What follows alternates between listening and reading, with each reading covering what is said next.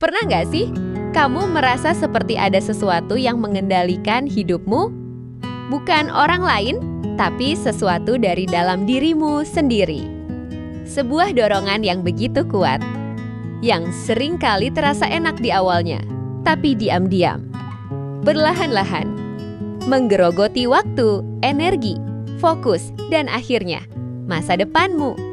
Itu bukan setan, bukan kutukan. Itu seringkali adalah nafsu kita sendiri. Hari ini, kita akan bahas tuntas. Bukan untuk menghakimi, tapi untuk memahami. Karena memahami adalah langkah pertama untuk mengambil kembali kendali. Pertama, kita bedakan dulu. Keinginan itu wajar. Haus, ingin berprestasi, ingin bersosialisasi. Tapi nafsu adalah keinginan yang telah lepas kendali. Dia jadi berlebihan, kompulsif, dan seringkali mencari pelarian atau kepuasan instan, terlepas dari konsekuensinya. Nafsu itu punya beberapa sifat khas. 1. Tidak pernah puas, seperti lubang hitam. Semakin kamu beri, semakin dia minta. 2. Mengutamakan jangka pendek. Dia hanya peduli pada sekarang, mengabaikan dampak nanti. 3. Membutakan. Saat nafsu bicara, logika dan suara hati kecilmu sering terdiam. Nafsu tidak melulu soal seks atau uang, bisa jadi nafsu untuk diakui hingga kita terus. Pamer dan hidup untuk likes. Nafsu untuk kesenangan instan hingga kita menunda pekerjaan penting. Atau nafsu untuk amarah hingga kita menghancurkan hubungan. Dia datang dalam banyak bentuk. Kehancurannya jarang terjadi seketika. Ini proses yang lambat. Seperti air menetes batu. Dan itu dimulai dari hal-hal kecil.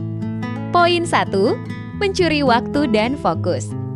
Setiap 30 menit yang kamu habiskan untuk memuaskan nafsu scrolling, tempo to one, adalah 30 menit yang hilang untuk belajar skill baru, untuk quality time dengan keluarga, atau untuk istirahat yang berkualitas. Nafsu mengubah waktu berhargamu menjadi sampah digital atau kesenangan kosong. Poin 2, melemahkan mental dan disiplin diri. Setiap kali kamu menuruti nafsu untuk menunda, otakmu menguatkan jalur saraf bahwa menyerah pada godaan itu oke.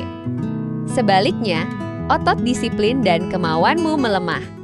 Lama-lama, untuk sekadar memulai tugas kecil saja, terasa seperti mendaki gunung. Poin 3, mengaburkan identitas dan tujuan. Saat hidup dipenuhi hasrat instan, kamu kehilangan arah, kamu jadi bereaksi terhadap setiap godaan, bukan bertindak berdasarkan tujuan besar hidupmu. Pertanyaannya bukan lagi apa yang ingin aku capai dalam 5 tahun, tapi apa yang bisa memuaskanku selama 5 menit ke depan. Kamu perlahan kehilangan jati dirimu. Poin 4, merusak hubungan dan kesehatan. Nafsu akan hiburan bisa merenggangkan hubungan dengan orang terdekat, nafsu akan makanan atau kemalasan. Bisa merusak kesehatan fisik. Nafsu untuk selalu benar bisa menghancurkan pertemanan. Dia memutus koneksi, baik dengan diri sendiri maupun orang lain. Tenang, menyadarinya saja sudah 50% dari solusi. Sekarang, waktunya membangun benteng pertahanan. 1. Kenali dan namai pemicunya. Apa pemicu nafsumu? Stres? Bosan? Kesepian? Lelah? Buat catatan kecil. Setiap kali saya merasa X, saya punya dorongan kuat untuk melakukan Y dengan mengenali pola. Kamu bisa waspada. 2. Tunda. Jangan langsung turuti. Saat dorongan itu datang, katakan, "Oke, aku tunggu 10 menit saja." Gunakan waktu itu untuk menarik napas dalam. Seringkali, setelah 10 menit, intensitas nafsu itu berkurang. kamu memberi ruang bagi logika untuk ikut bicara. 3. Ganti dengan kebiasaan yang lebih sehat, habit sting.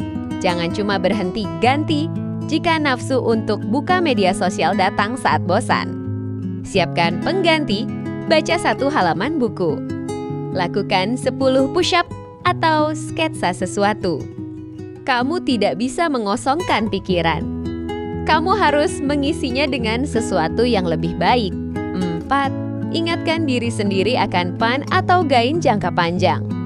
Tempel visi atau tujuan besar kamu di tempat yang mudah dilihat setiap godaan datang. Tanyakan, apakah memuaskan?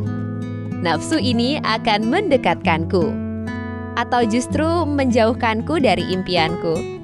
Hubungkan pilihan kecil hari ini dengan gambaran besar hidupmu. Nafsu bukan musuh yang harus kita bunuh, dia adalah bagian dari manusia.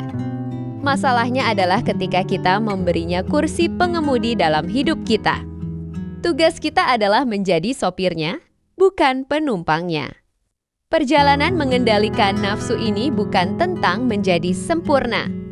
Ini tentang sadar, bangkit, dan mencoba lagi. Setiap kali kamu memilih untuk tidak menuruti dorongan yang merusak, kamu sedang membangun kembali hidupmu, bata demi bata. Kamu sedang memperkuat otot disiplin.